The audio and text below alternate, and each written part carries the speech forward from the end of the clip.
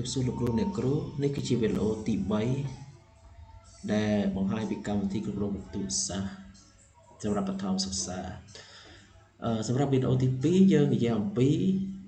ព័ត៌មានការបញ្ចូលព័ត៌មានគ្រូឥឡូវកន្លែងបញ្ចូលព័ត៌មានគ្រូបានបំពេញនៅក្នុងវីដេអូទី2រួចរាល់ហើយឥឡូវនេះយើងមកបញ្ចូលនៅព័ត៌មានមួយទៀតសម្រាប់វីដេអូទី3នេះយើងនិយាយអំពីការបញ្ចូលប្រវត្តិរូបសាស្ត្រក្នុងការបញ្ចូលរូបសាស្ត្រនេះដែរយើងចុចលើផ្ទាំងប្រវត្តិរូបសាស្ត្រហើយយើងមានបើកក្នុងផ្ទាំងមួយទៀត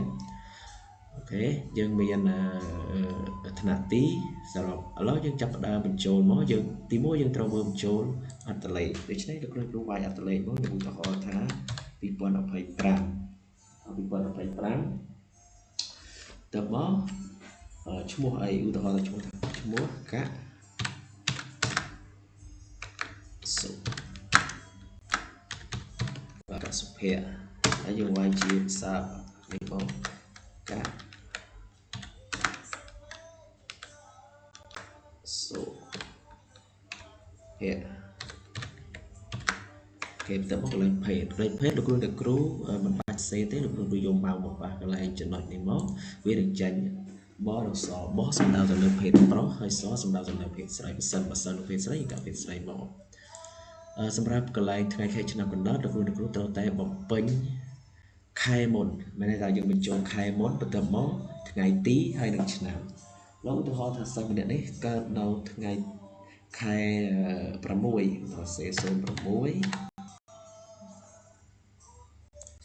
យើងសេមក06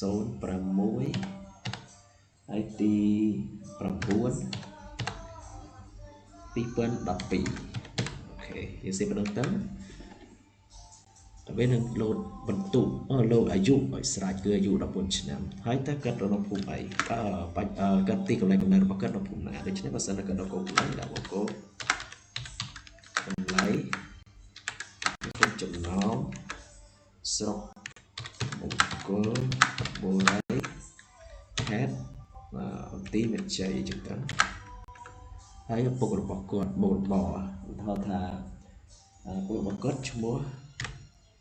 ចឹងភឿនហើយមុខរបរកម្មករហើយម្ដាយរបស់គាត់ឈ្មោះសុនសៅណានហើយឧទាហរណ៍ថាជាមេផ្ទះដាក់មកមេផ្ទះហើយអាស័យដ្ឋានបច្ចុប្បន្នប្រសិនបើកើតនៅភូមិណាបច្ចុប្បន្ននេះយើងសេភូមិនឹងតើឥឡូវខ្ញុំឧទាហរណ៍ថាកើតនៅកូបល័យខ្ញុំកូបល័យដាក់មកកូពីយើងចុច Ctrl C ហើយដាក់ទៅនេះមក Ctrl V មកវានឹងបាត់ត្រឹមហើយទៅមកទៀតជនជាតិភាគតិចសួរថាតើគាត់ជាជនភាគតិចទេដូច្នេះយើងដាក់ទេគេដាក់ថាទេមកបាទហើយជួយប្រអប់មួយទៀតលក្ខណៈពិសេសគឺយើងចុចលើប្រអប់នោះវាមានទិន្នន័យឲ្យយើងស្រាប់បញ្ចូលនៅពេលយើងប៉ះសញ្ញាប្រូននេះគឺយើងមានពិបាកក្នុងការមើលពិបាកក្នុងការស្ដាប់ឲ្យទៅបើសិនបើ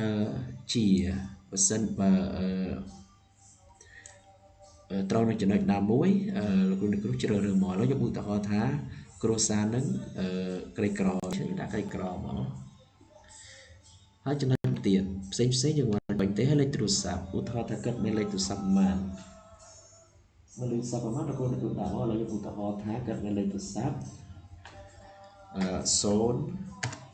31 40 333 02អូខេហើយយើងមើលតើកន្លែងទៅនេះតើគាត់កំព្រាអរិយឬទេបើសិនបើគាត់កំព្រាយើងដាក់កំព្រាបើគាត់មិនកំព្រាទេយើងមិនដាក់ទេឥឡូវឧទាហរណ៍ថាគាត់កំព្រាវាកំព្រាឪពុកដូច្នេះយើងចុចកន្លែងសញ្ញាព្រួយនេះមកវានឹងចេញអក្សរ P សំដៅឲ្យ text ដោយសារយើងត្រូវបានកំព្រាយើង text មកហើយបន្តមកទៀតភាសាកំព្រាដៃដាក់ text ព្រាបណ្ដាញមកហើយសកលែងពិការតនេះពិការបើសិនជាពិការគាត់ពិការយើងដាក់ text កន្លែងពិការមកការដៃពិការជើងទៅជាអញ្ចឹងទៅចំណុចមួយទៀតគឺតើសិស្សនឹងមានបានក្រីក្រដែរទេឧទាហរណ៍ថាគាត់ក្រីក្រដូច្នេះយើងត្រូវដាក់ តិចកើតកលែងកៃក្រប្រមាណឧទាហរណ៍ក្រ2ដាក់ក្រ2ក្រ1ដាក់ក្រ1មកបន្តមកទៀតតំណែងមួយទៀតគឺសិស្សនៅក្នុងផែនទីសិក្សាដែរឬទេមានតែផែនទីសិក្សាគឺសិស្សដែលនៅចំណុចភូមិសិក្សារបស់សាលាឧទាហរណ៍ថាក្នុងគោលបល័យគឺជាសិស្សនៅក្នុងផែនទីសិក្សាដូចនេះគឺ take មកបើក្រៅមិន take ទេបើក្រៅសំដៅទៅលើអ្នកនៅអូជួបហើយនិងអ្នកនៅស្រែព្រៃឥឡូវយើងមើលតទៀតតើសិស្សមានសាលាឆ្ងាយពីសាលាដូច្នេះយើងគិតថាបើសិនតែឆ្ងាយពីសាលាយើង take តែបើអត់ទេយើងមិន take ទេហើយសិស្សមានបងប្អូន5នាក់ឡើងដូច្នេះបើសិនបើគាត់មានបងប្អូនចាប់ពី5នាក់ឡើងទៅយើង take បើថាមិនមានទេយើងបាច់ទេហើយកន្លែងសញ្ជាតិនេះយើងដាក់មកខ្មែរយើងពេញកន្លែងមកខ្មែរអូខេខ្មែរជនជាតិក៏ខ្មែរដែរហើយបច្ចុប្បន្នគាត់នៅជាមួយអ្នកណាប្រសិនបើគាត់នៅជាមួយយាយដាក់ឈ្មោះយាយដាក់បើសិននៅជាមួយតាដាក់ឈ្មោះតាแล้วឧទាហរណ៍ថាបើសិនជាគាត់នៅជាមួយយាយខ្ញុំឧទាហរណ៍ថាឈ្មោះអីឈ្មោះថាឧទាហរណ៍ថាម៉ែសឿនអូខេម៉ែសឿននេះត្រូវជាស្អីហើយយើងដាក់មកត្រូវជាអីមុខរបររបស់គាត់ឧទាហរណ៍ថាកសិករ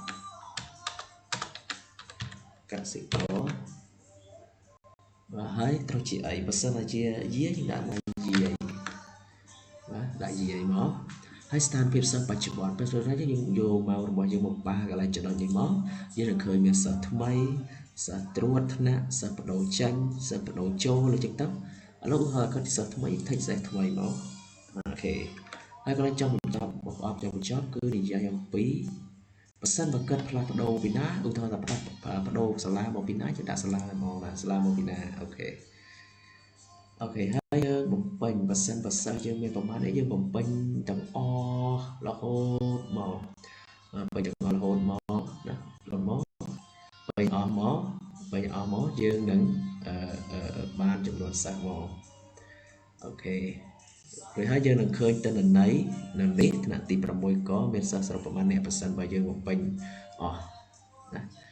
អូខេវីដេអូនេះមានតែប៉ុណ្្នឹងទេបើសិនបើលោកគ្រូមានចម្ងល់ឬក៏មានសំណួរអីលោកគ្រូអាចចុចមើលក្នុង YouTube នេះនឹងឃើញវីដេអូនៅក្នុងការណែនាំសូមអរគុណសូមជម្រាបលា